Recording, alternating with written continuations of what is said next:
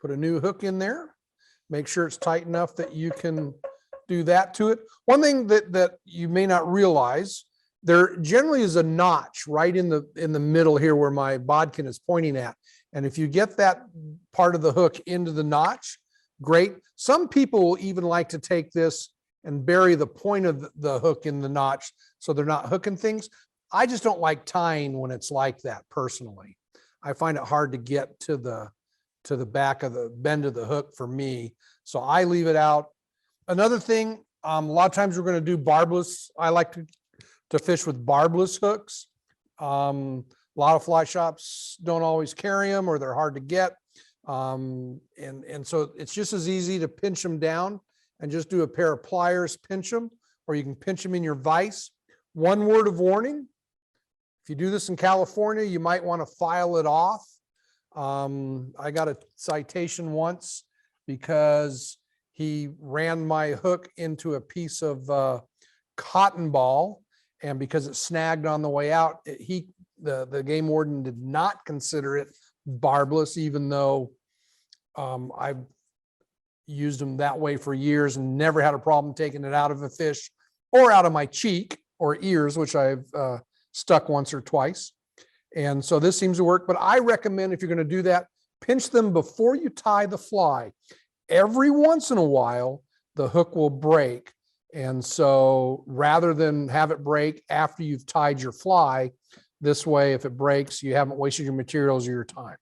So now again, like we did before, we're going to do the jam knot. Again, watch each step as I do it. And then after I've done that step, you can do it. We'll do the jam knot. We will let it hang down, cut on top, and wrap it. Run your thread all the way back to the bend of the hook. On my last fly, I didn't go back quite far enough, I noticed when I pulled it off, and it does affect the proportion a little bit. So go ahead and do that, please.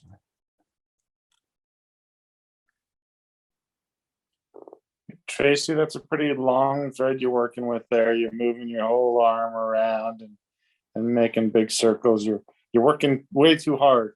Shorten it up, and it's much easier just to use a little wrist motion. Right. If you keep it short, look at this. This is only about 1.5 inches, 2 inches long. You don't have to go near as much. You can work so much faster, and you're also keeping your thread tighter, which gives you a better wrap. Tracy, the other thing you want to do is hold the bobbin in your palm and squeeze it tight so that it keeps tension on the thread and it doesn't keep getting longer on you. Okay, so now, actually, we don't need that. Now we're going to tie in our marabou. Like I said, we're going to kind of take your thumb and forefinger, kind of bunch it down, put it in your right hand, try to get the length of the shank of the hook. Maybe got to move it just a little bit at a time till you get it right. Transfer that pinch point to your left hand. Again, between your thumb and forefinger, we're going to put it right, that pinch point right above where the thread is hanging. Bring the thread up, pinch the thread, pull straight down, bring it up, pull straight down. That keeps your materials from rolling over to the back side of the hook, keeps it on top. Give it a couple wraps.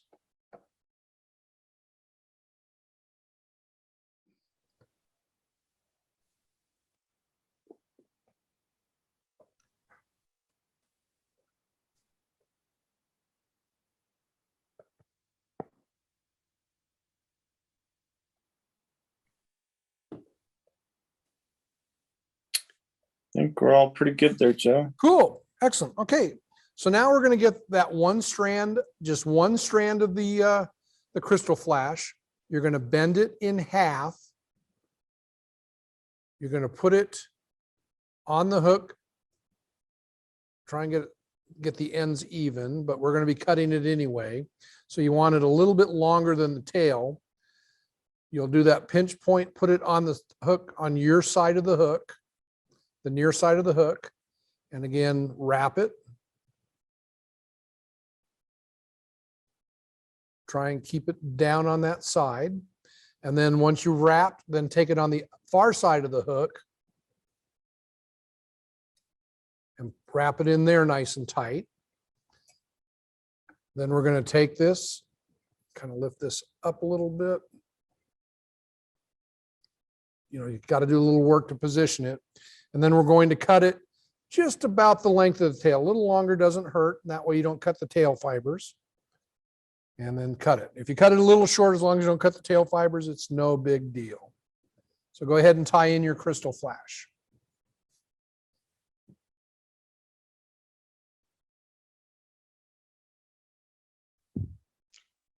Can you do that again, Joe? Sure.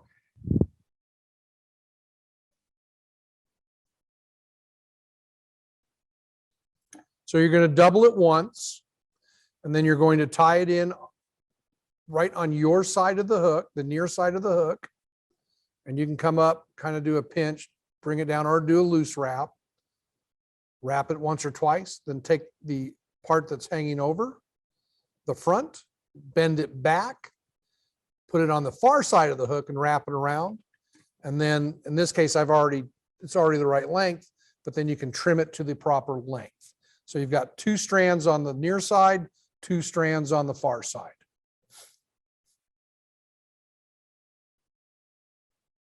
And if they end up on top or a little underneath, it's not a big deal. As it goes through the water, it's going to, it's just a little bit of flash to help get attention. Maybe give it a little iridescence. Notice I'm using red from my crystal flash. I can't remember what I put in the kits, but there's olive crystal flash. There's pearl, which is basically a white. You've got red. You've got, believe it or not, what they call black crystal flash. There's all different colors. I prefer red when it works with the color of the materials I'm using. But you could easily use olive. You could use pearl. You could even put a little gold. I just think red works well. Realize red has a very long wavelength, so it shows up deeper in the water column. And just like our sunsets are reddish in color, it's because more of that light can come through more of the atmosphere than the other colors of the light waves.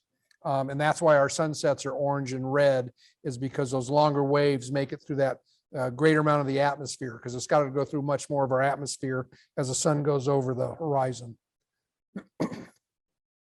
Then once you're done, just let your thread hang down, your bobbin hang down, so that we know you are ready to go.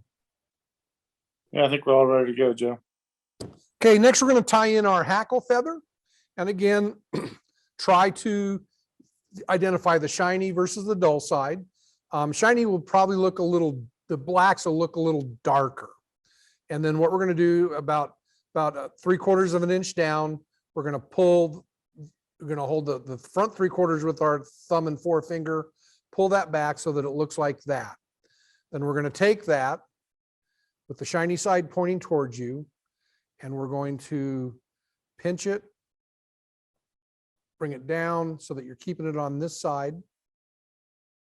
And then we're going to wrap up a little bit, and you can see that I'm covering more of that feather as I wrap up. The idea is that I want to get a lot of it tied in so to help make the fly more durable. Then you can cut the little tip off and then wrap all the way back to the bend of the hook where you have your materials tied in.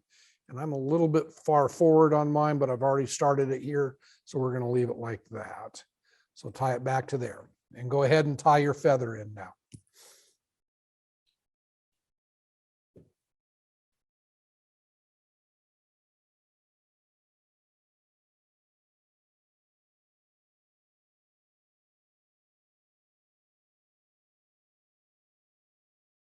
Looks like we're good, Joe. Okay, so now we're going to take our chenille and we're going to use our fingernails to pinch off some of the end. If you don't have fingernails, you can take and open up your scissors like this and put the scissors between, put that chenille between your thumb and the fingernail, and it'll come right off very easily, just like that. Once you have that done, then you're going to, and I'd probably do a little more than that so you can tie more of it in. There you go.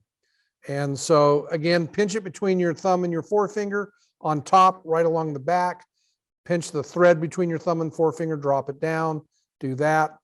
And then you kind of use your finger to help hold it in place and wrap this all the way back to the bend of the hook so it's tied in and starts wrapping back there. And then at this point, go ahead and tie your thread all the way up to about 1/8 of an inch behind the eye of the hook, and then let it hang down. And so we have our chenille and our hackle feather hanging back over the back end of the hook over the vise.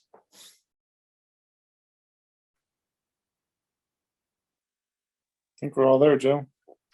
Okay, we're going to take our chenille and we're going to start wrapping over the top of the hook away from you. And we're going to do one wrap very closely in front of the next, so it looks like a solid body. You can see it looks nice and fuzzy, almost like a caterpillar. And we're going to wrap that up right up to where the thread is hanging. Once it's there, you're going to have your chenille on top in your right hand. Take your left hand and drop your thread over behind the chenille a couple times. And then I like to wrap it once or twice, couple tight wraps in front. And then at that point, transfer the chenille to your left hand, take just the tips of your finger or scissors and cut the chenille down close, but don't do it so close that you are cut your thread.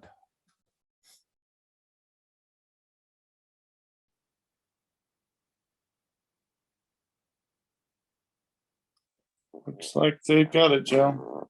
Awesome. So now we're going to take our hackle and we're going to go again, everything over the top away from us. And we're going to wrap one in front of the other, but this time more loosely. This is called palmering.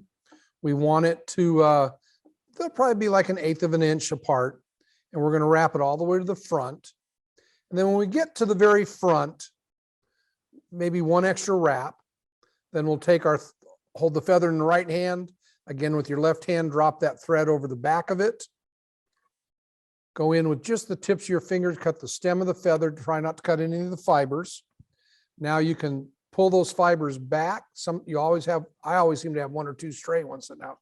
And we go ahead and kind of wrap it so that they're pushed back a little bit and build a little bit of a bullet shaped head. If you have any loose fibers, you can cut those off, but you might want to wait till you're actually totally done with the fly to do that so you don't accidentally cut your thread.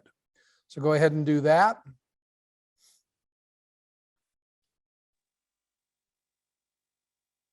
I found also that if you can keep that feather from twisting as you wrap it, it'll come out looking a little nicer. And some people will actually pull the fiber around the stem of the feather back before they pull it so that they are pointing back. It also helps to have a trash can close by so that you're not dumping stuff on the floor or the table. A lot of these materials are very light, even just breathing on them will spray them everywhere.